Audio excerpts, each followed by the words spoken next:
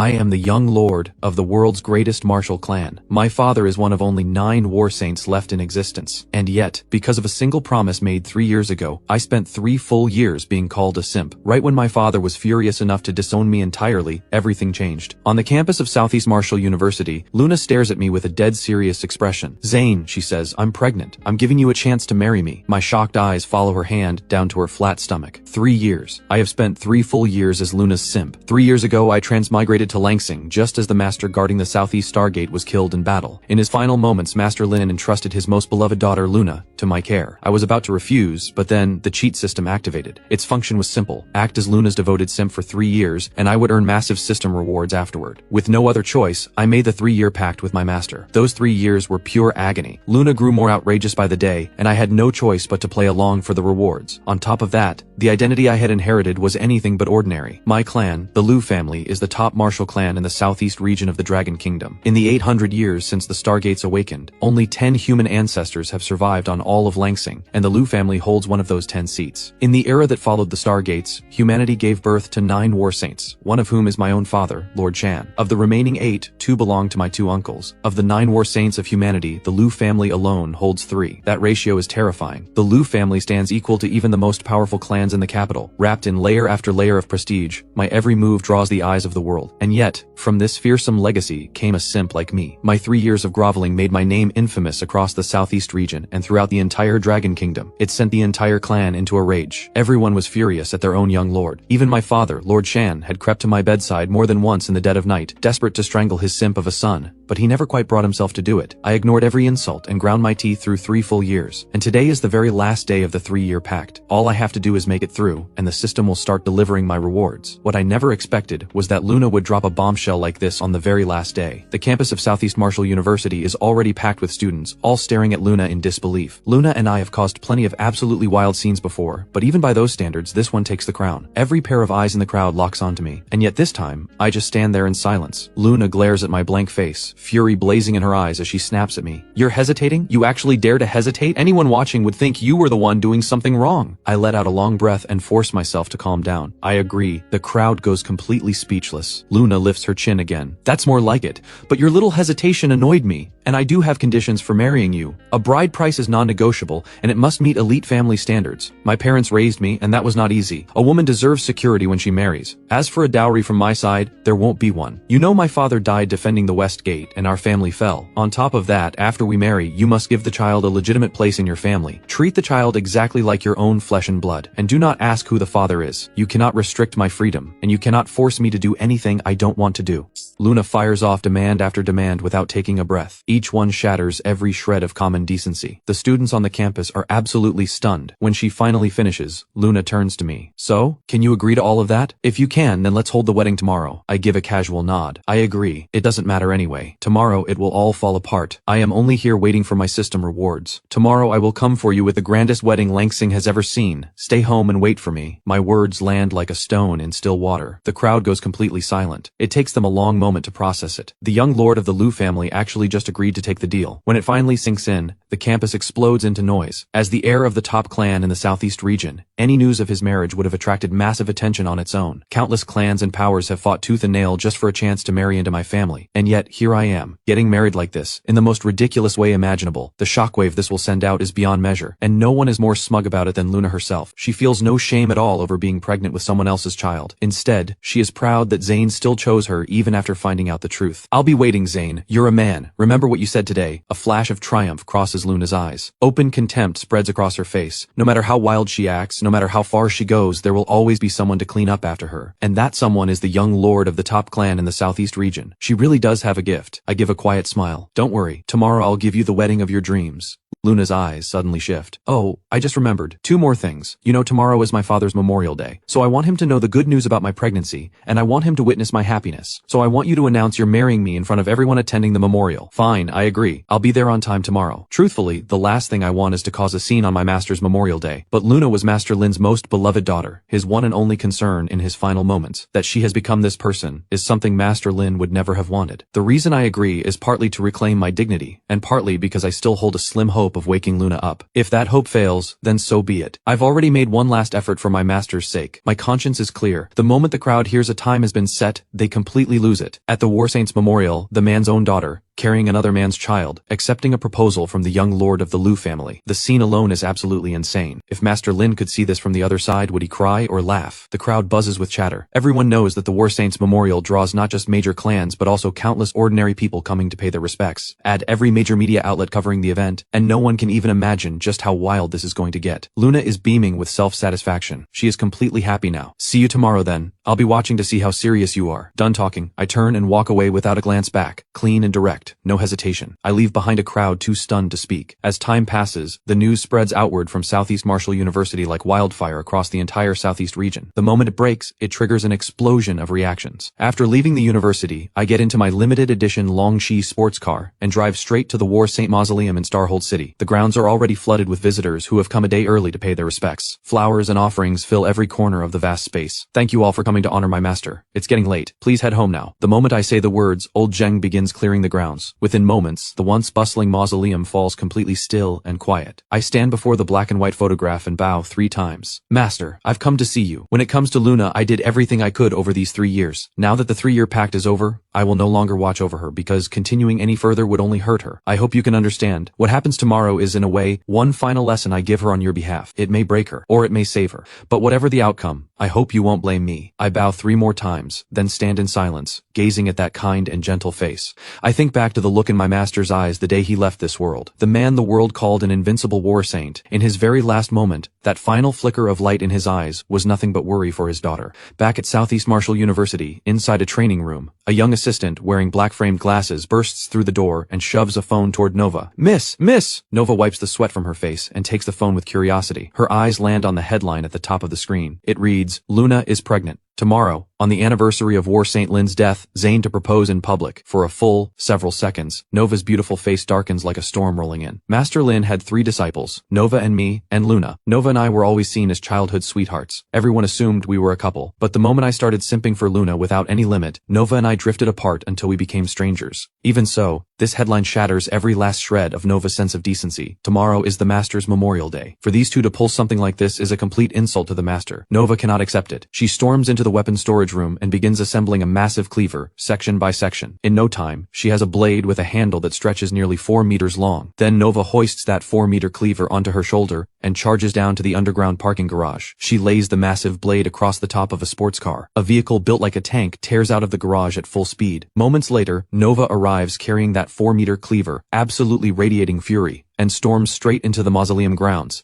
She approaches the tomb and finds me standing there, exactly as expected. Long time no see, Nova. Standing 4 meters away, Nova grips the massive cleaver in one hand and swings it in a single powerful arc. The howling wind cuts dead silent. The blade comes to a stop, pressed flat against my throat. Is your brain full of garbage? Do you have any idea what people are saying about you out there and about the Liu family? Nova truly cannot understand it. The men of the Liu family are the ones everyone else idolizes and chases after. They dominate every battlefield in the southeast region. Their blood has been spilled across every inch of land where humanity has ever stood. Even the most powerful clans from the capital would never dare act arrogantly in front of the Liu family. And yet from this towering, unstoppable giant of a clan came a simp like me. Nova's eyes fill with disappointment. A heartbeat later, that disappointment hardens into resolve. Whatever you and Luna do is none of my business. But if either of you dares to cause a scene at the Master's Memorial tomorrow, I will use this blade to take both your heads. Lord Shan sits in the seat of clan head, his gaze cold as ice. He slams to his feet, and a single palm strike shatters his custom alloy chair. I will cut off that reckless boy's head myself. He sweeps his gaze across the room and speaks. Elders, rest assured, I, Lord Shan, am completely opposed to this marriage. If that reckless boy insists on going forward and brings irreversible damage to our clan, I will personally strip him of his title as young lord, or seal him inside the Starlock Tower and destroy his cultivation. Inside the clan's great hall, every senior member of the Liu family wears a blacker expression than the last. Hearing Lord Shan's personal guarantee, they ease up slightly. The suffocating tension stretches on for some time before a middle-aged man about Lord Shan's age finally speaks. Old Lin was a man who deserved every ounce of respect. He bled out the last drop for the Stargate. Even though the Lin family has fallen, our Liu family does not judge people by their status, and a marriage alliance with them would be acceptable. But how did the War Saint end up with a daughter like Luna? What a tragedy. The second elder sighs. Let's set all that aside. Tomorrow is War Saint Lin's memorial. Are we attending or not? At that, the rest of the senior members all turn their eyes to Lord Shan. Not only are we going, I will be there in person to pay my respects, and if that reckless boy dares to cause a scene, I, Lord Shan, will cut him down on the spot. No mercy. Seeing that Lord Shan is genuinely furious, the elders say nothing more. Then the first elder speaks up. What about Zane's engagement to the Bai family girl? Some of the BI family senior members were already strongly opposed to Zane from the start. Now that this scandal has come out, those people may stir up trouble again. They might even show up to break off the engagement, or they might not. The room falls silent again. Not long before, the Liu family elders had just finalized my engagement. The other party was Ava, the daughter of the Bai family head from the eastern region. The Bai family is the top martial clan in the eastern region and guards the eastern star gate. On top of that, Ava possesses the rarest triple S grade talent in existence. Marrying me would genuinely be marrying beneath her. Because of this, many of the Bai family's senior members strongly objected, but the Bai family head overruled them all and agreed. Lord Shan pinches the bridge of his nose, exhausted. If it falls through, it falls through. If the BI family shows up to break the engagement, then let them. Everyone, just keep calm. I will handle this. At that same moment, inside the Bai family's meeting hall, a group of senior members have gathered. Come on, Ava. Uncle Hao is taking you to watch that Liu family simp make a fool of himself. Who else wants to come? The entire Bai family senior leadership gets the day off. Everyone come with me to the War Saints Memorial. Uncle Hao's broad, powerful frame fills the room, and his booming laughter shakes the skies above the city. He grabs Ava's hand and heads for the door. A crowd of Bai family elders who oppose the Liu engagement all burst out laughing and scramble after Uncle Hao, desperate to watch me humiliate myself. Ava doesn't move. She turns to look at her father, Lord Bai. Lord Bai watches his excited older brother and sighs. Do whatever you want, but brother, when you're there, don't go too far, and don't bring up the broken engagement. Uncle Hao laughs loudly. Come on, it's the War Saints Memorial. I do know where the line is. I'm just taking Ava along to watch the show. As for the broken engagement,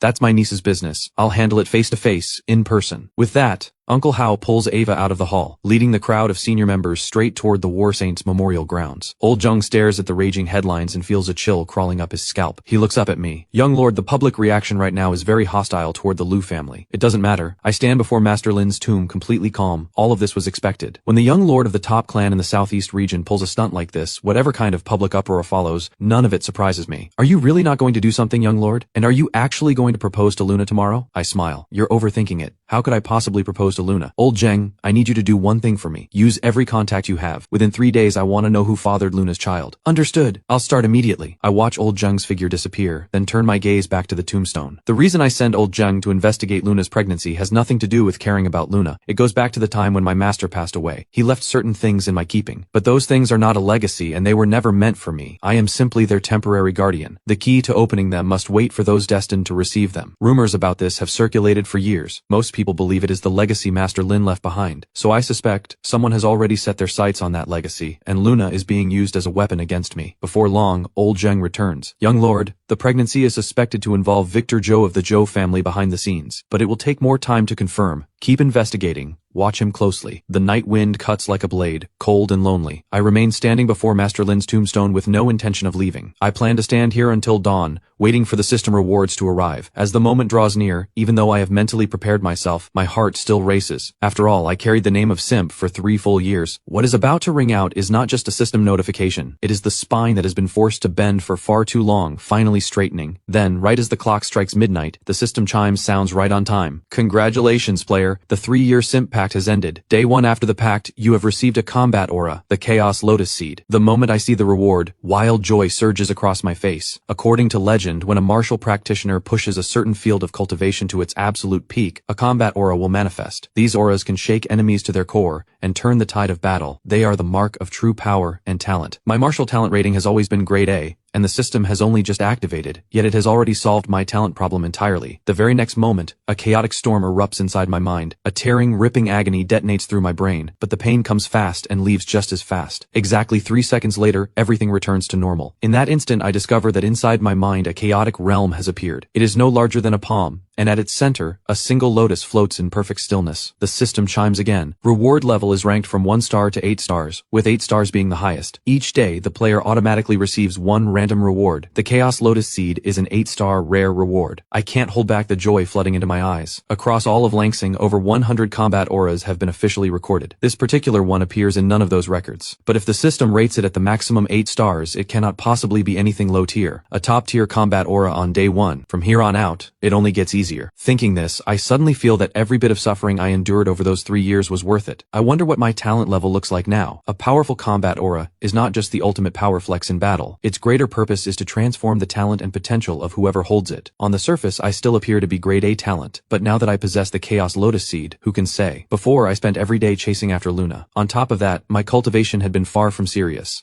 So even with the full resources of the Lu family behind me, I am only at late stage 2, which doesn't even reach the average for grade A talent. My thoughts sharpen, and I decide to test whether my talent has changed. Within moments, I locate a QI blood cultivation method from memory and channel it. Mastery comes in an instant. Behind me, barely visible, a lotus begins to emerge. Its bud still closed, a mysterious energy radiating from it. If anyone were watching me right now, they would be stunned, because as the lotus rises, the space around it warps and twists, and I feel as though I am standing inside chaos itself. Most astonishing of all, surrounding the lotus, tiny points of light like fireflies stream in endlessly from every direction, pouring into my body. Inside me, something roars like a blazing furnace. In less than half an hour, I break through to stage 3 in an instant, and still the light points pour in without end, steadily driving my cultivation higher. Without realizing it, the entire night passes. My cultivation has made a single clean leap forward, fully consolidated at late stage 3. Dawn breaks. Light spreads across the sky at last. Across the Dragon Kingdom, countless martial clans and martial powers, along with throngs of ordinary people, take every form of transportation available and pour in from every corner of the nation toward a single destination. On this day, Xingxing City is alive with energy. In the early morning, the gates of War St. Lin's mausoleum are pushed open. Elder Nam, the Lin family head, strides in wearing a crisp white formal suit. Behind him follow the core members of the Lin family. Luna is among them, walking close behind Elder Nam. Elder Nam glances back at Luna with a worried look. Luna, aren't those demands you listed last night a bit much? Will the Lu family actually agree? Luna scoffs.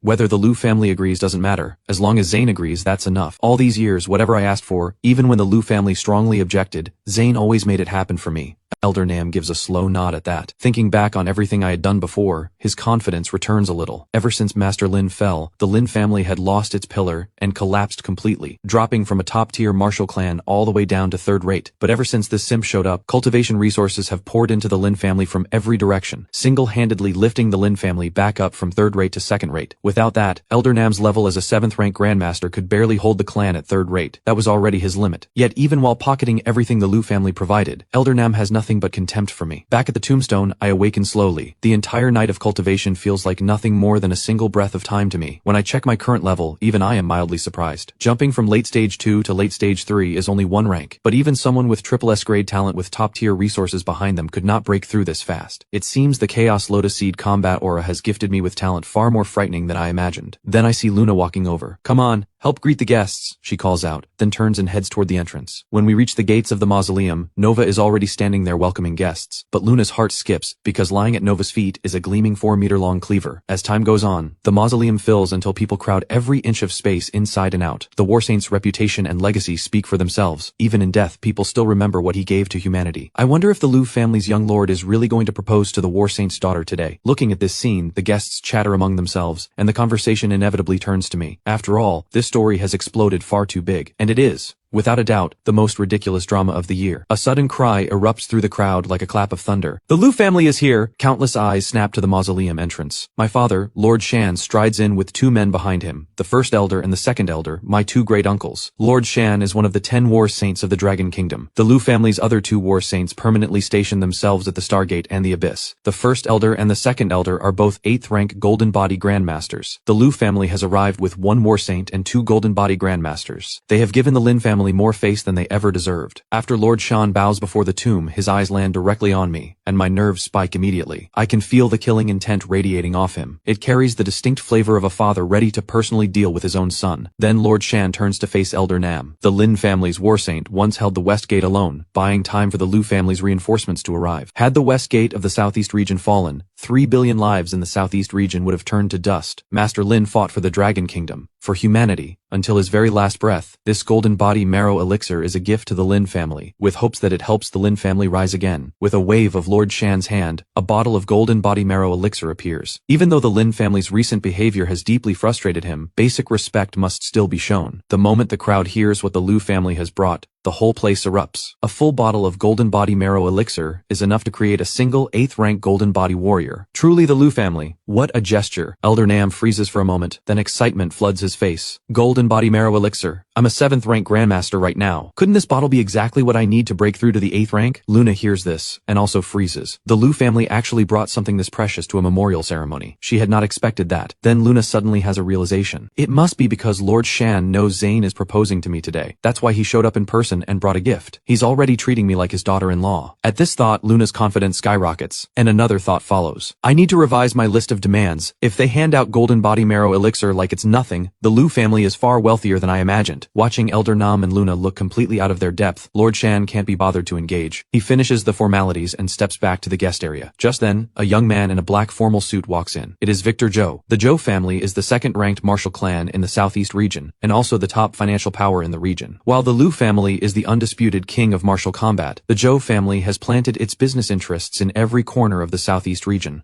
making them the undisputed #1 in wealth. Now that the 2nd-ranked clan in the southeast region has arrived, all eyes in the crowd snap toward them, and the noise surges again. Everyone also turns their attention to what the Zhou family has brought. As everyone knows, there has always been rivalry between the Zhou family and the Lu family. Who has ever been happy sitting in 2nd place? These are 2 bottles of golden ginseng marrow elixir. Please accept them, head of the Lin family. Victor Zhou waves his hand, and a servant steps forward from behind him carrying 2 bottles of elixir. The crowd roars. Not only did the Zhou family bring the same type of gift, but they brought double the amount. The message is unmistakable. This is a direct challenge. The Zhou family really is the Zhou family. Deep pockets and no shame. By now, Elder Nam can barely contain his excitement. His face is practically glowing. Victor Zhou walks to the tomb, completes his bow, glances at Luna, then lets his gaze settle on me. Wishing you a successful proposal today. Victor Zhou extends his hand, looking at me with an expression of complete sincerity. The crowd draws a sharp collective breath. The atmosphere drops several degrees in an instant, because Lord Shan's expression has visibly darkened for all to see. Everyone holds their breath, every eye locking onto me. I give a slight smile. Thank you. I will. I reach out and shake Victor Zhou's hand. In that moment, everyone in the crowd feels it. A wave of killing intent surges off Lord Shan. Seeing me this calm and composed, Victor Zhou is mildly surprised. He isn't sure why, but something about me feels different from before. The handshake ends as quickly as it begins, and Victor Zhou steps back to the guest area. One by one, the major clans and powers step forward to pay their respects. 3 hours later, the formal proceedings finally conclude, but a strange tension never leaves the air, hanging over the grounds like a storm waiting to break. Just as the ceremony ends, before the crowd disperses, Elder Nam steps forward. He takes a deep breath and smiles broadly. Honored guests, please do not leave yet. On this day of remembrance for War Saint Lin, there is one more matter to announce. As for what that matter is, I imagine most of you have already heard. He gives a proud smile and glances toward me and Luna. The moment those words land, every person in the crowd sharpens to attention. The chatter drops away in an instant. Every camera from every major media outlet swings frantically to reposition, all locking onto Luna and me at once. We become the center of everything. Luna catches Elder Nam's eyes, gives a knowing smile and steps forward. Zane, I thought about it all night and I accept your proposal, but I'm the kind of person who keeps things simple, so my requests are modest. She glances at Master Lin's tombstone, her face carrying a trace of genuine emotion. Zane, I don't want much else. I only want one promise. On this special day, in front of all these witnesses, in front of my father, in addition to everything I mentioned yesterday, after our marriage you must give your full support to the Lin family. On top of that, I have compiled a bride price list. This is my security. I hope you can agree. After all, a woman marrying into a new family needs to feel safe, and I am carrying a child. The moment those words land, every person in the crowd goes silent. Something feels deeply wrong. That child she's carrying is definitely not Zane's, and she keeps bringing it up, using it as leverage for the bride price. Who gave her that kind of nerve? Luna is thoroughly pleased with herself, a flicker of contempt crossing her eyes. She runs through the bride price list in her head. This simp is so boring. No matter what I say, he just agrees immediately. Spineless. Listen carefully. My father died facing calamity for humanity. I want one energy mine beneath the abyss in the southeast region. Is that too much? I am also marrying you while pregnant, so I want 10% of the Lu family's holdings in the southeast region. Is that too much? Furthermore, after I marry you, I demand complete personal freedom. You cannot control me. You must cherish me and love me. You cannot mistreat me. If anyone mistreats me, you must protect me no matter what. And once the child is born and registered under the Lu family name, you must take full responsibility for the child. Luna fires off nearly 30 demands without pausing. Each one sounds like a wish from a fairy tale. The crowd can't help wincing with every new item. When Luna finally finishes, every head turns to me. They find me completely unreadable, calm from start to finish. In the guest area, someone is sitting with fists clenched so tightly they've gone white. She is fighting the urge to unleash full War Saint pressure and wipe out every last spectator in this place. Nova's 4-meter cleaver appears in her grip from out of nowhere, squeaking with the force of her grip. Zane, You have no problems with my conditions, right? No problems at all. At that, the crowd at the mausoleum completely loses it. The whole place erupts into chaos. Luna's smug smile spreads even wider, but right in that moment, I speak up. But Luna, who exactly are you trying to get to marry you? With a list like this bride price is something else. Nova's blade freezes mid-air. Lord Shan snaps his fingers mid-thought. The crowd goes completely still. Luna blinks. Zane, what do you mean? You are my master's daughter. You are my junior. You're pregnant now. If you can actually find someone impressive enough to step up and take this deal, then as your senior, I'm genuinely happy for you. Luna's face drains to iron gray. Her voice goes ice cold. Zane, I'm warning you. Don't joke with me like that. I'm giving you one more chance. Take back what you just said, otherwise I'm done with you forever. I shake my head slowly. Let me be straightforward. I never had any intention of marrying you. The moment those words leave my mouth, the crowd erupts. Luna and the entire Lin family go pale with fury. Elder Nam's expression is murderous as he glares at me. Zane, I never imagined you could be so completely without honor, and to think I was considering entrusting Luna's entire life to you. I now declare that you have completely and permanently lost any chance of marrying Luna. Furthermore, since you are the one backing out, the Lin family's losses are yours to compensate. Breaking your word this publicly is an insult not just to the Lin family, but to the war saint himself. Therefore, no matter what, you must kneel before your master's tomb and beg forgiveness. On top of that, the bride price Luna listed, you must pay a portion of it as compensation. We in the Lin family are reasonable people. 1/3 will do. Otherwise, I will stake my name as Grandmaster and bring this to the Lu family's doorstep. Elder Nam is playing hardball, using compensation as a disguise to squeeze out a bride price. I look at him with the kind of stare you give someone who has completely lost their mind. The smirk tugging at the corner of my mouth grows visibly wider by the second. Elder Nam feels a jolt as if something has struck his mind directly. What kind of look is that? When you stand before a grandmaster, you don't even have the most basic sense of respect, do you? Elder Nam is seething, his chest heaving. I take one slow, unhurried step toward him. The title of grandmaster, do you even understand what it truly means? Do you deserve it? Those words strike a nerve in Elder Nam. He explodes with rage. You insolent little wretch. You're a good-for-nothing grade 1 talent rich boy who does nothing but eat and play, and you dare to look down on a 7th-rank grandmaster? Tell me then, how am I not deserving? If you can't back that up with something real, even if you are the Lu family's young lord, I will show up at your door and demand answers. Facing Elder Nam's furious challenge, my face stays perfectly calm. I speak slowly and deliberately. We won't even get into how many cultivation resources you quietly had Luna squeeze out of me for the Lin family. Luna went out and got pregnant by another man, and your first move was not to question yourself as the guardian who failed to raise her right. Instead, you demand that I, someone completely uninvolved, kneel and beg. A person who cannot tell right from wrong, who has no basic sense of honor or integrity. Do you deserve the title of Grandmaster? The moment I finish, Elder Nam completely loses it. Killing intent explodes off his body. You are asking for death, a reckless young punk daring to judge a grandmaster. Today I will discipline you in your father's place. Elder Nam vanishes from where he stood. In the next instant, he appears directly in front of me. His hand shoots toward my throat, but in that same instant, a sharp crack splits the air. Elder Nam's body launches backward like a cannonball, skimming along the ground. Before he travels far, a figure materializes beside him. It is Old Jung. He watches Elder Nam flying horizontally just above the ground and lets out a cold laugh. Who do you think you are? Old Jung spreads his fingers wide, seizes Elder Nam by the face, and slams him into the ground. I turn my gaze to Luna. There are some truths I think you need to hear. With that, I walk up to a media reporter and take the microphone. Every camera operator and journalist stares at me, completely frozen. I straighten up and speak. 3 years ago today, my master, Master Lin, finished the battle at the Stargate and dragged his dying body back to the surface. In his final moments, he gave me one instruction. For the next 3 years, no matter what his daughter Luna asked of me, I was to agree without condition. I gave my word. For 3 years I kept it, and as you have all seen, I became the simp the world laughed at. But today, the 3-year pact is over. The promise ends here. I no longer owe Luna anything. The moment those words land, Luna's expression freezes completely. My words send a shockwave through the entire crowd. Nova stands motionless, stunned, her hand gripping the massive cleaver, rooted to the spot. Even Lord Shan, a war saint, blinks with rare uncertainty, struggling to process the truth. The crowd holds its breath for one brief moment, then erupts into noise. Inside Luna's head, everything is ringing. She is completely blindsided by what I just revealed. Impossible. Absolutely impossible. Luna stands frozen, unable to accept it, her eyes flooding with disbelief. Then why didn't I know about this?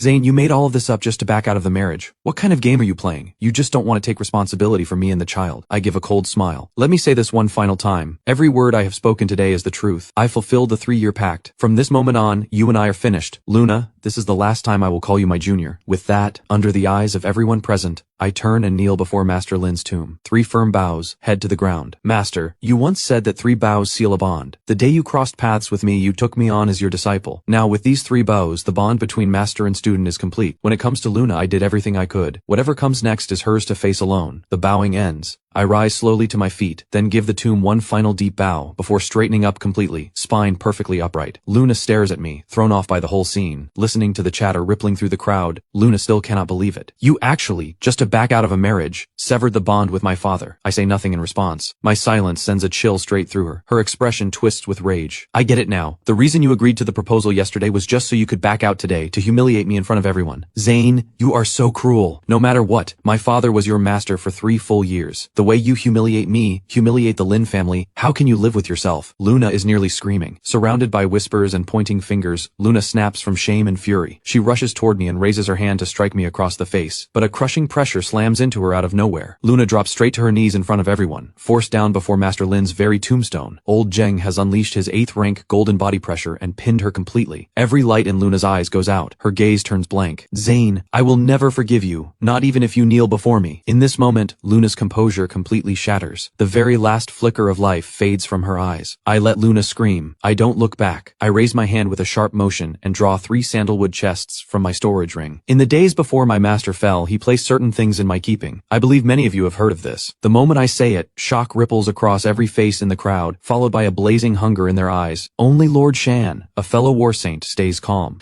He raises an eyebrow slightly and glances at me. Victor Joe snaps his head up, his gaze turning cold and predatory, and Luna, whose eyes had gone completely dead, suddenly blazes back to life. My own eyes shine as I scan the crowd of faces, all wearing different expressions. What is inside these 3 chests? My master never said, and they were never meant for me. I am only their temporary keeper. My master's only instruction was that today, 3 years later, I make this public. Each of these 3 chests must wait for its own destined person before it can be opened. Every person in the crowd straightens up, eyes burning as they stare at the 3 chests. I smile calmly. In the near future, I will announce a date to open the first chest. When that time comes, anyone who is interested is welcome to try their luck. Today's drama ends here. Thank you all for coming to honor my master. I have urgent matters to attend to, so I'm afraid I must leave you now. The memorial is over. You are all free to go. I turn and walk toward the exit, but at that very moment, a voice cuts through the air from behind me. Zane, you cannot take those chests with you. That belongs to my late brother. What's his is the Lin clan's. Elder Nam sees this, crack, and forces himself to stop even through the pain. Then his body gives out completely and he crashes face first to the ground. The marble slabs shatter beneath him. Old Zheng plants a foot on his head. Grandmaster, stay down. Then Old Zheng walks out of the Martial Saint Memorial with me. He looks at me with clear satisfaction. Today clearly caught him off guard. Just then a familiar figure approaches. Nova appears ahead, a 13-foot blade resting on her shoulder. We stand face to face in silence. It's Nova who speaks first. So Master Lin really did entrust you? I shrug. I've said everything I need to say. I hope that's enough. What a shame though. This blade didn't draw blood today. Nova splits the massive blade in 2 and loads it onto the sports car. Old Zhang escorts me in. The engine starts and we drive off. The memorial grounds lie in ruins. The crowd stares at Elder Nam and Luna, some sneering, some pitying, but not one person dares step forward to help, because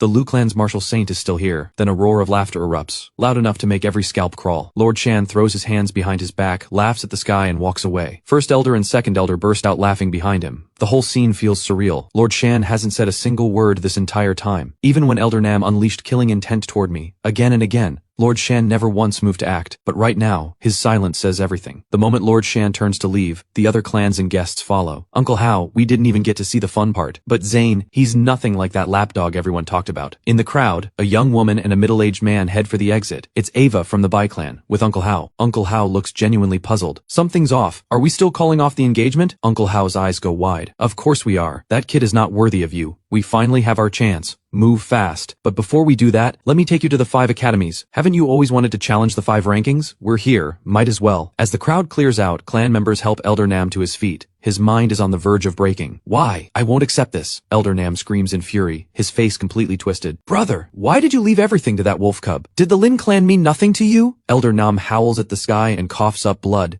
Everything that happened today, especially being slammed into the ground twice by Old Zheng, pushes this peak 7th rank Grandmaster dangerously close to developing an inner demon. Soon enough, everything from the memorial ceremony explodes across the internet. Every platform is flooded, straight to the top of every trending list. The biggest story, my lapdog image completely shattered. Back home, the system delivers its second reward. Ding! Devotion system, day 2 reward, Sovereign Blade. I look over the sword technique carefully. My breath catches. No flashy moves, no tricks, no excess. Just one strike, one clean, absolute slash. Strip away everything complicated, and what remains can still destroy all. After studying it, I pull my focus away from the technique and turn inward, to the vast chaos in my mind. The primordial lotus still floats there, its bud tightly sealed, unchanged since the beginning of time, carrying an aura of ancient depth and quiet weight. Whether it's the primordial lotus or the sovereign blade, both are abilities without price. Just 2 days of rewards, and I already stand among today's top prodigies. I can't even imagine, as time passes, as the rewards keep coming, backed by the full weight of the Lu clan, just how unstoppable will I become. Then old Zheng's voice reaches me. Young master, the clan lord summons you. On my way. I head to the clan meeting hall. Inside the vast chamber, the lights shine bright. Lord Shan sits at the head seat. First elder and second elder flank him on either side. Below them sit the rest of the clan's senior leadership. Greetings! Under every watchful eye in the room, I walk in and bow calmly to everyone. But the way they look at me has changed. Composed, steady, neither bowing nor pushing back. Is this really the same lapdog they once knew? Lord Shan looks at me, eyes warm with rare affection. Zane, was everything you said at the ceremony yesterday true? Every word. Ha, perfect. Zane, I've spoken with the elders, and we've decided to hand some of the clan's businesses over to you for now. Don't worry, it won't be too much at first. Just enough to get familiar with how things run. You still have a year before graduating from the 5 academies. Your martial talent is a rank, but with the Lu clan's resources, we can push you to 8th rank through sheer force. And if fortune finds you, 9th rank isn't impossible. Just focus on your training. Leave everything else to me. I nod without changing expression. Understood, father. I'm not troubled by any of this. And I believe, on the martial path, talent alone does not decide whether someone reaches the very top. Lord Shan laughs. Well said. Whatever you need for your training, just ask. Even if you want the dragon soul of an entire demon dragon clan, I'll get it for you. Lord Shan beams, every bit the proud, doting father, not a trace of a martial saint in sight. But the warmth fades fast. His expression turns grave. 10 days from now, code 886 returns through the Stargate. Be home. Every face in the room goes solemn at once. I pause. Then the meaning comes back to me. In the endless war against the Stargate and Earth Abyss, human warriors fall by the thousands every year. Code 886 means this year's 886th wave of fallen warriors coming home. My expression hardens. Understood. One more thing. The Bi-Clan girl has shown up in the southeast region lately. Looks like she's heading to the 5 academies. Watch yourself. I have no idea what that means, but I agree and leave ahead of everyone else. Back in my training chamber, I sink straight into cultivation. Inside the chaos, the primordial lotus grows again, one step closer to blooming. I clear my mind, and in an instant I slip into the Tao, and the next moment I find myself standing inside the chaos space itself. The primordial lotus sits right beside me, steady and still. I stare up at it. The seedling is already taller than I am. Something about it pulls at me. On pure instinct, a thought stirs, and I extend one finger and release, just like that, the sovereign blade. The sword light swallows into the chaos without a trace, not a single ripple. Meanwhile, somewhere out in the southeast region's wastelands, a gash over 100 feet long tears open in the earth. Inside the chaos space, I have no idea what that strike just did out there. To me it feels like nothing, just an ordinary slash. I follow it with 3 more. These 4 strikes represent the 4 stages of sword intent in the sovereign blade. The razor sword, ruthless, absolute; the soft sword, unpredictable, ever-shifting; the heavy sword, crushing without an edge; and the rotting wood sword. That last one, I feel something shatter. The chaos space tears open and green light floods through, expanding fast. When I open my eyes, I'm back in the training chamber. 4th rank. I've broken through. I stare in disbelief. My cultivation advanced without me even noticing. Then it hits me. That final slash of the rotting wood sword. It must have shattered the barrier between 3rd and 4th rank. Ding. Devotion system. Day 3 reward. Celestial bloodline. The system chimes and I realize a full night has passed. I draw out the refined blood. A single violet droplet, hovering before me, radiating a weight that feels ancient beyond measure, as if it contains an entire primordial world. After reading the celestial bloodline's description, even I can't hold back my excitement. Extraordinary bloodlines do appear on Blue Star, especially among the Star Race and Earth Abyss clans. But until now, no human has ever awakened a bloodline called the Celestial Bloodline. I'm the first, and it surpasses every other known bloodline by far. I get home and start the refinement immediately. The sound inside my body is like the crash of colliding heavens. 2 days pass. Ding. Devotion system. Day 4 reward. Dragon Tiger Elixir. Ding. Devotion system. Day 5 reward. Power Boost card. Grants 3,000 points of combat power upon use. Both rewards arrive instantly. On the 3rd day, I finally complete the refinement of the Celestial Bloodline. I open my eyes slowly, a quiet smile at the corner of my mouth. I channel my blood chi, just slightly, and a soft, pure violet glow pulses across my entire body, flickering around me like fireflies. I throw a punch at my own chest. It rings like striking iron. Unmatched talent, an unbreakable body, and martial techniques without equal. Just a few days of rewards and I'm already here. Where does it end? At this rate, becoming a martial saint won't take long. I glance at the last 2 rewards. 1 Dragon Tiger Elixir, 1 Power Boost card. Not as rare as before, but both extremely practical. I get up and head out. Old Zhang is right at the door. Young master, this is the list of businesses you're taking over. The clan lord had it sent. I nod and take the list. Martial library, martial auction house, martial arena, beast slaughterhouse. Nearly 10 entries total, all martial related. Then one entry catches my eye. A familiar name, strategic investor, Southeast 5 academies. I stare at it. The martial academies technically fall all under the Ministry of Education, but with academies stretched thin across the country and resources running short, they open their doors to outside investors. For a talent cultivation hub, every major martial clan fights for a stake. Pour in resources and you unlock enormous connections. These graduates scatter into every field, becoming talent in every corner of the world. Investing in a martial academy means controlling a network that money alone can't buy. But when I see the investment share, I blink. 90%. That means the 5 academies are essentially ours. Let's go. It's been a while since I visited the 5 academies. Time for a look around, and maybe a word with the principal. I smile and head out. Meanwhile, over at the Lin clan, the mood is bleak. Elder Nam looks completely broken. His phone rings again. He glances at the screen, answers with barely hidden irritation, then hangs up seconds later. Uncle Nam, who was it? The 5 academies, that bloodsucker. Resource installment time again. They want their supplies. Luna, why don't you handle it this year? Uncle Nam, the Lin clan can barely cover our own costs right now. Maybe you should try reaching out to Zane. But uncle, after what happened, Zane and I are through. Luna thinks back to the ceremony, especially those cold, distant eyes, and her confidence slips. Don't you think something was wrong with how Zane acted that day? What do you mean? Zane always listened to you, never pushed back. He said it was your father's dying wish. But think, my brother never spoiled you, not even a little. Would he really have said that on his deathbed? Obviously Zane had something he couldn't say. I've been thinking it over. Looking back at that day, Lord Shan must have been pulling strings. Maybe he threatened Zane using you. That sudden coldness wasn't cruelty, it was protection. Deep down, he still loves you. Think, someone who has loved you this long doesn't just stop. Elder Nam clasps his hands behind his back, talking with full confidence, convinced he's found every crack in the story. Luna's eyes light up. The weight of the past few days lifts all at once. I'm going to find Zane right now. If he apologizes and covers our resource payment, I might forgive him. But if he stays stubborn, I'm done. Even after the baby is born, I won't let him see me, or the child. She turns and walks out. Out on the 5 academies training grounds, I sneeze hard, then keep walking straight toward the principal's office. Just then, a striking figure appears ahead. The moment Nova sees me, surprise flickers in her eyes. Then it's gone, replaced by her usual cool indifference. Nova gives a short, dry laugh. 3 years enrolled here, and this is only the second time I've actually seen you. At least you're not trailing after Luna this time. I clear my throat. Am I really that worthless to you? Nova snorts again. Worthless? The only time you looked like a real person was at Master Lin's ceremony. Before I can reply, Luna walks up. Zane, you're actually here. A few days apart and she's already slipped back into that familiar air of entitlement. Every word drips with control. Zane must have known I'd come, so he waited for me. I'm not surprised she's here. I already knew the Lin clan had a stake in the academy tied back to me, but something about her attitude feels off. I frown slightly. Did you need something? I do have a question. If you hadn't called off the engagement that day, if you had proposed to me instead, what would Lord Shan have done to you? He would have killed me, obviously. Luna exhales slowly. Just as Uncle Nam said, Zane really did have reasons he couldn't share. I forgive you, Zane, but don't get too excited. I don't need a bride price. I don't need a grand wedding. After all, it's not your child I'm carrying. I understand Lord Shan cares about clan honor. I understand that. But I have one condition. What right do you have to give away my father's belongings? I won't allow it. Return them to me. Those things belong to the Lin clan. Luna's tone is pure command. No room for argument. Looking at her like this, I almost feel sorry for her. This woman seems to have forgotten everything from days ago, and she still thinks she's marrying me? What is she thinking? Master Lin left those things for whoever was destined to receive them. This has nothing to do with me or the Lin clan. Luna doesn't even blink. I don't care. You say my father left them to you, but where's your proof? These were left by a martial saint. For all I know, you could have used some underhanded trick to get them. Zane, you're a man. Don't make me lose all respect for you. If you want to marry me, prove it first. Looking at Luna's shameless display, I have no patience left. I'll give you 3 days. Come back when you've thought it through. I hope you'll be ready, because otherwise you've lost your chance with me for good. Luna finishes and walks straight toward the principal's office, but deliberately slows her pace, because Nova is just ahead. The moment she spots Nova, Luna turns meek and quiet, falling in step behind her. I follow behind them both. In the principal's office, Principal Fu and her husband sit reviewing a list. Behind them stands a powerfully built young warrior with an open, honest face. Rex, when everyone arrives, you handle the negotiation on this year's clan resource contributions. Don't be afraid to ask. Push for more. The more resources you bring in, the more the students receive, the stronger they become. And that extra edge might be the difference between life and death when they're out there in real battles. Rex straightens up, that simple, clueless face full of honest resolve. Dad, don't worry. When it comes to asking for more, nobody's greedier than me. Just then, the office door swings open, and a tall, lean figure steps inside. Principal Fu rises immediately, her expression shifting to warm welcome. Victor, you're here. Please sit. Victor steps in with a measured nod and helps himself to a chair without ceremony. The door opens again, and 3 more figures file in one after another. Nova leads the way and takes her seat without a word. Luna gives Principal Fu a polite smile and sits. I come in last and take the most out-of-the-way seat in the room. Congratulations, young Master Zane, on taking over the resource negotiation. Looks like you'll be stepping into the family business. The others glance over, visibly surprised. Just then, the door opens one more time. Every eye in the room snaps toward it. Another young man enters. Tight camo vest, camo pants, dark skin, body packed with raw muscle. A blade hangs from his hand. The blood chi radiating off him is thick. An invisible aura of lethal force surrounds him. forming a pressure that marks him as someone who is killed. Blaze, come in, we've been waiting. No need for formalities, I just got back from the Stargate, came straight here, didn't have time to change. Hope nobody minds. He drops into a chair like he owns the place, sets the alloy blade on the table with a soft clank. Blaze, I know that name well. The Xiao clan is the third most powerful martial clan in the southeast region, ranking only behind the Lu and Zhou clans. The Lu clan is known for martial strength, the Zhou clan for wealth, but the Xiao clan is different. Every member of the Xiao clan serves in the military. Blaze reportedly grew up inside military walls from childhood. He's enrolled at the 5 academies, but all anyone knows is that he carries a double S rank talent. His actual power level? Nobody knows because he trains at the Stargate or Earth Abyss year-round. With everyone present, Principal Fu goes quiet this time, settling back with her head slightly bowed, the picture of someone running the show from behind the curtain. Rex sees his mother's expression and knows exactly what it means. Now that everyone's here, let's talk about this year's resource contributions. I'm a bit older than you all, so allow me to call you my juniors. We martial artists like to keep things direct. Since we're here to talk resources, let's cut to it. How much can each of your clans put in? Nova speaks first. The SU clan, same as before. The Lin clan, same as last year. Luna runs through the Lin clan's numbers, but she sounds less than certain. That amount is already stretching the Lin clan thin, and she's quietly counting on me to bail them out. Rex looks over the two lists. These two don't surprise him at all. He's not counting on them for much. The real prizes are the Lu, Zhou, and Xiao clans. Rex's gaze drifts quietly to the three of them. The Zhou clan will increase contributions by 30% over last year. As for what we expect from the 5 academies in return, no fixed requirements, as long as it's not less than before. But the equity stake needs to change. Last year the Zhou clan held 4%, this year we want 15%. And for this year's Grand 5 to Path Parade, the Southeast Region team sponsorship, the Zhou clan wants to sponsor it exclusively. Every head turns instinct. The Grand 5 to Path Parade is the biggest event of the year. That sponsorship is prime visibility, and it has always belonged exclusively to the Lu clan. The Zhou clan is making a move. Rex finishes and looks at me. Things just got complicated. Rex has no idea how to proceed. He scratches his head and shoots his mother a desperate look. We'll table that for now. Principal Fu steps in with a slight headache, gets the conversation back on track, then turns to Blaze. What about the Xiao clan? Same as before? Blaze straightens up. Principal Fu, resources up 10% over last year, but the Xiao clan wants a 5% equity stake this time, and at least 30% of graduates directed toward us. Oh, the Xiao clan is speaking on behalf of the military this time. Blaze adds that last part deliberately. Principal Fu draws in a sharp breath. Young Zane, what is the Lu clan contributing this year? I take my time before answering. In the last Stargate campaign, the Lu clan secured a star crystal mine. My father heard the 5 academies cultivation tower hasn't been replaced in over 100 years. Long overdue, so he'd like to donate a new one. I say it like it's nothing, but the moment the words leave my mouth, every face in the room shifts from shock to disbelief, and then everyone inhales at once. A star crystal mine only exists deep in enemy territory. It's what the alien races use to fuel their own cultivation, found only at the Stargate battlefield. Human warriors can use it just the same, and it works. Nothing else even comes close, and money alone cannot buy it. Then I add, and the Lu clan's existing contributions stay exactly the same. Not a drop less. Principal Fu composes herself and looks toward Victor and Blaze. The cultivation tower is critical to the 5 academies. Would the Zhou and Xiao clans be willing to keep their previous arrangements? If not, a slight reduction is fine. Your shares stay unchanged. Victor's eyes drop. He thinks for a moment, then lets out a short laugh. Fine. Can't compete with what you can't match. No point fighting it. Victor knows exactly what this means. The moment a star crystal mine enters the picture, the Zhou clan has nothing to counter with. All the money in the world, and it still can't buy a star crystal mine. Blaze, on the other hand, looks openly unhappy. He stares at me. Zane, in the last Stargate campaign, the Xiao clan took devastating losses. Scores of new military warriors died. We desperately need fresh fighters. Or 3 years from now at Flame Demon Sea, the Southeast military will be in serious trouble. Can you give a little? Understandable. But the Lu clan took heavy losses in that same battle. We also need to prepare for the Ancient Blood Prison front 3 years from now. Blaze's expression darkens. Geographically, Flame Demon Sea sits upstream of Ancient Blood Prison. If our military can't hold Flame Demon Citadel, how will you hold Ancient Blood Prison downstream? Not my concern. Every great clan pours resources into the martial academies for one reason. Warriors are priceless. New students especially. Talented ones even more so. Blue Star has no shortage of people, but warriors? That's a crisis. Hundreds of millions step onto the martial path every year, but as the Earth Abyss situation keeps deteriorating, more fall in battle than ever. Supply cannot meet demand. The Lu clan takes the biggest cut every year. How is anyone else supposed to survive? You need to step back a little. I turn slowly, voice cold. Step back? On what grounds? The Lu clan fights the hardest and bleeds the most. Every front, Stargate, Earth Abyss, held primarily by the Lu clan. Is there a single inch of that ground without our blood on it? Humanity fights. Warriors fight. The Lu clan fights too. But fighting costs lives, and the Lu clan is paid more than anyone. But if we pull back, if we step down, who fills that gap? The military? The Zhou clan? Victor cuts in quickly. Zane, that's not fair. Don't drag the Zhou clan into whatever you and the Xiao military have going. We send fighters when called. When we can't send people, we send money. We have never fallen short. Not on effort, not on resources. We owe no one anything. For every life you've lost, the Joe clan has paid in kind. Well said. Blaze's temper flares. He slams a hand down on the alloy blade. Zane, do you actually think the Liu clan is the only one bleeding? I don't like wasting words. You want to fight? If I recall, you're double S rank talent, right? Blaze's voice goes cold. No shame if you don't. You're only a rank after all. I can see exactly what he's doing, and I don't take the bait. Would it really be fair, you against me? Blaze scoffs. Fair point. Double S rank picking on an A rank. Doesn't look great. Tell you what, I'll fight with one hand. I shake my head. I'd hate for people to think I was bullying you. How thoughtful, but I'll pass. Blaze grabs the blade, stands up, and heads for the door. This isn't the place. Arena stage, now. He walks out without looking back. The moment he's gone, Principal Fu and the others all turn to look at me. A talent gap this wide, no amount of effort closes it, and Blaze has everything. Talent, dedication, resources. Meanwhile, I have average talent, and years of neglecting my cultivation over Luna have left me falling short of even a standard A rank. And yet, I just accepted. On the arena stage, Blaze stands with his blade in hand, one foot stamping hard into the ground. I walk slowly to face him. Watch yourself. His legs coil, then boom. He launches like a cannonball. One punch. No tricks, no excess. Just overwhelming blood chi. That blood chi, laced with ferocious battle energy, presses down on every person watching like a boulder on their chests. But on stage, the moment Blaze's fist connects with my open palm, all that boiling blood chi collapses in an instant. His fist is locked inside my grip. No matter how hard he pulls, it doesn't move. Fourth rank! How are you fourth rank? I flick my wrist. Blaze's voice cracks with shock as his body slams into the stage even faster than he came. The crowd gasps. Zane, you hid this well. I had no idea you'd already broken through to fourth rank. That was my mistake. Again. He stamps the ground and launches himself once more. Terrifying explosive power, sending him over 30 feet into the air. He drops down directly in front of me, looming from above. I look up at him, expression unchanged. Same result, you just haven't accepted it yet. I raise my hand and slap. What follows shocks the crowd more than anything before. That single strike, everyone hears it clearly. A sharp crack from Blaze's arm. Bones snapping. Blaze crashes into the stage with bone-shaking force. The reinforced alloy platform holds but shudders violently. The entire crowd freezes. Every eye locked on Blaze lying face down, wide, unblinking. A chill runs from scalp to feet. Blaze trembles, then pushes himself up with one arm. He stares at me. Disbelief, fury, humiliation, every emotion crashing through his eyes at once. I look at him calmly. Still going? I shake my head.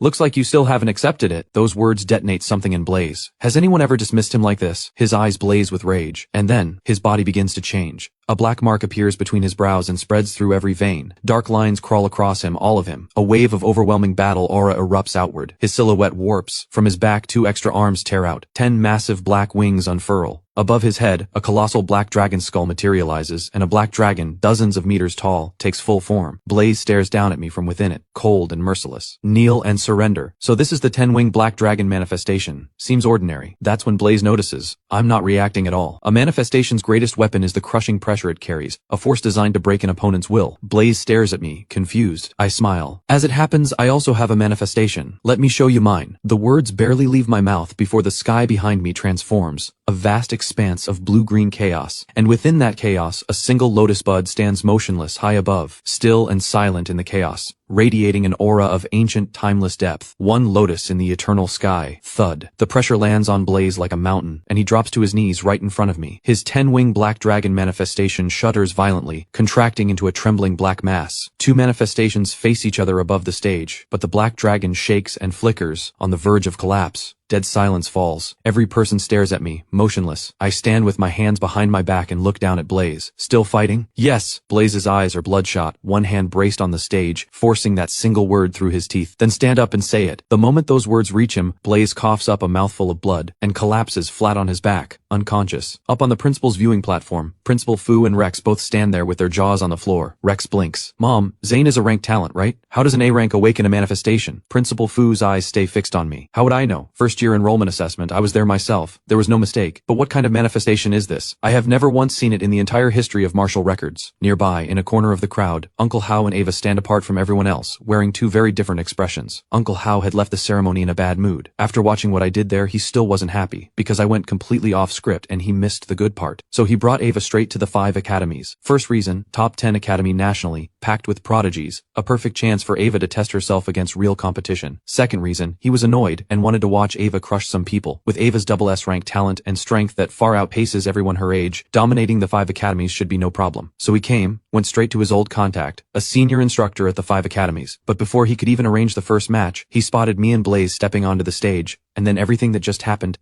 Uncle Hao stares hard at the lotus. Old cat, Is Zane really a ranked talent? The instructor beside him, Old Cat, snaps back, eyes wide. Obviously, first year enrollment assessment, I was there. The vice principal was there. Every senior staff member. You think we all got it wrong? Uncle Hao still can't let it go. But an A rank awakening a manifestation. How is that possible? Unless you deliberately hit his real talent level to protect him? Old Cat rolls his eyes. We have double S rank students already. What would be the point of hiding one? And besides, with his background, would we need to? The Lu clan has 3 martial saints. Who would dare touch him? The 2 of them go back and forth, but neither looks away from that lotus manifestation for even a second. The shock never leaves their eyes. Then Uncle Hao realizes something. What is this manifestation called? Old Cat realizes it too. I don't know. They look at each other. The shock deepens. Because the entire recorded history of martial arts lists exactly 120 known manifestations, and not a single new one has emerged in hundreds of years. And yet here stands one neither of them can name. Blaze's 10-wing black dragon is a top-tier S-rank manifestation. Zane's Lotus crushed it, which means that Lotus ranks at the very peak of S-rank at minimum, possibly double S. Maybe triple S, maybe beyond. Uncle Hao breathes in sharply. Old Cat notices and can't help himself. Weren't you the one going on about how you couldn't stand the Lu clan's young master, calling off the engagement and all that? So? Still want to? Uncle Hao waves it off. It's just a manifestation. Ava has one too. Beside him, Ava's pretty face has gone completely serious. Just then, the manifestation vanishes. Ava snaps out of her daze, and a glint of excitement flashes in her eyes. Uncle Hao, I know who I want to challenge in 2 days. His manifestation, I don't know its rank, but it's on my level. I underestimated Zane. If he can beat me, marrying him might not be out of the question. But if he can't, I'm not marrying someone weaker than me. Uncle Hao scratches his head and says nothing. The training grounds erupt into noise. I step off the stage calmly, every eye staring in stunned silence. On the stage, a figure appears soundlessly beside Blaze, lifts his unconscious body with one hand, glances at me briefly, and vanishes. I sensed it. Someone came for Blaze. For the top figure of the Southeast region's 3rd most powerful clan, having a personal guardian is expected. I return to the principal's office. Nova, Luna, and Victor are already back. And there's a new face. A middle-aged man standing in the room, an unconscious young man draped over one shoulder. Blaze, still out cold. Principal Fu and the others look at me, their expressions complicated beyond words. I look back, completely at ease. Zane, when did you awaken your manifestation? The night before Master Lin's ceremony. Luna stands nearby listening. A flash of jealousy crosses her face. So he was riding on my father's energy. But why wasn't it me? Principal Fu nods slowly. They say extreme grief or shock can trigger a manifestation. Looks like that's true. I smile to myself and let it go. Principal Fu, I assume there are no more objections to the resource distribution? My gaze drifts briefly toward the middle-aged man. We proceed as agreed. If the Xiao clan has issues, they're welcome to pull some of their contribution. Principal Fu glances at the man as well. Victor chimes in from the side. Any shortfall, the Zhou clan will cover it. He's secretly hoping the Zhao clan storms off in anger. One less competitor. The middle-aged man seethes, but as an elder, he can't very well throw a tantrum in front of juniors. And Blaze did make a bet. Fine, I agree. Principal Fu nods slowly. Then it's settled. Send someone this afternoon to sign the agreement, and resources can start flowing in. The negotiation is done. The first meeting between the next generation of the 4 great clans concluded. After the meeting, I crossed the training grounds heading for my training chamber when a voice calls out from behind me. My brow tightens. Luna catches up and steps in front of me, lips pursed. Wait for me, I told you to wait, didn't you hear me? Can I help you? The shift in how I address her hits her immediately. Luna's brow goes up. There's something I need to say. I know I haven't acted perfectly, so I'm asking for your forgiveness. But I'm a woman and you're a man. The way you treated me was still wrong, isn't it? And I watch her with quiet amusement, waiting to see what she's about to pull. Under my gaze, Luna's confidence wavers. For this resource contribution, I'd like you to cover the Lin clan's share. Money's tight right now. I cut her off. The Lin clan's money problems are not the Lu clan's concern. And if I recall, it was the Lin clan that begged me to secure that resource slot in the first place. If you can't afford it, pull out. Luna's chest heaves. She can't find a comeback fast enough. She forces it out through clenched teeth. Zane, yes, we asked you. But if you hadn't agreed, we wouldn't know anything in the first place. Cover our share today, and I'll forgive you. Otherwise, you have no chance with me. None. I don't bother. Do whatever you like. Don't come to me unless it's important. Actually, it's better if you just stay out of my sight. A burst of aura erupts from me, sharp and sudden. Luna screams and stumbles backward. I walk away without looking back. As the hours pass, news of my fight with Blaze and the awakening of the mysterious Lotus manifestation spreads through the 5 academies like wildfire, then hits the internet. The reaction is massive. When the Lu clan hears, nobody believes it at first, until the fight footage starts circulating. Then they believe it, and the joy explodes. But when Lord Shan calms down, confusion sets in, because this manifestation, what is it even called? Even he, a martial saint, has no idea. Did my son just create a brand new manifestation? The clan watches their leader swing between wild excitement and blank confusion. And honestly, nobody knows what to say that night I don't go home. I check into a training chamber at the academy and go straight into cultivation. Ding. Devotion system, day 6 reward, beneath the star abyss. Bonus Gift 1, Star Abyss Fishing Rod. Bonus Gift 2, Star Abyss Bait. Just past midnight, the Day 6 reward arrives. I pull up the system description immediately, and my expression shifts to barely contained excitement. The Star Abyss is exactly what it sounds like. A vast, unfathomable abyss. Think of it as an infinite fishing pond, filled with mysterious items that can be pulled out using the Star Abyss fishing rod. And more than that, focused fishing itself also advances martial cultivation. I shift my focus, and instantly I'm inside an unknown chaos space. Before me opens a great abyss, and within it, endless starlight flickers and swirls, like an entire ocean made of stars. I stare in pure wonder. A fishing rod covered in starlight materializes in my hand, bait already on the line. I lower my eyes, quiet my mind, and begin to fish. 2 hours pass in what feels like moments. Then the rod jerks. My focus snaps back. I leap several feet and grip the rod tight. Ding! Fishing success. Obtained Sky Devil Fish. Sky Devil Fish contains concentrated essence of heaven and earth. Consuming it advances martial cultivation. The moment I see what I've caught, my mind reels. The Sky Devil Fish is part of the Star Race, a clan that lives beyond the Stargate. Did I just fish up a member of the Star Race? I yank the rod back and pull it up. At the end of the line, clamped onto the bait, is something the size of a young bull. A massive fish, its entire body gleaming brilliant gold. 2 dark eyes wide with unmistakable terror, clearly intelligent. I take one look at its shape and suck in a hard breath. It's actually a Star Race Sky Devil fish. Is the Star Abyss connected to the world where the Star Race actually lives? I turn the thought over carefully. If I remember right, the Star Race's world is called the Star Realm. Just like Blue Star, it's a full living world of its own. The Stargate is only the passage connecting the two. If the Star Abyss truly connects to the Star Realm, then doesn't that mean the entire Star Realm has just become my fishing pond? I snap back to focus. The Sky Devil Fish clan is a unique case. Their combat power is rock bottom among the Star Race, but the essence stored inside their bodies is a rare and extraordinary prize for any human warrior. Without hesitation, I swallow it whole and begin refining. A surge of impossibly dense energy floods through my entire body. 1 hour later, the refinement is complete. My cultivation breaks through again, reaching mid-4th rank in an instant. A full minor stage, gained in 1 hour. This Sky Devil fish was no ordinary one. Regular specimens don't carry this much essence. I remember years ago, Second Elder brought back a Sky Devil fish to help me break through to 2nd rank. That one had noticeably weaker essence than this. The thought pulls me back to the rod. I cast again immediately,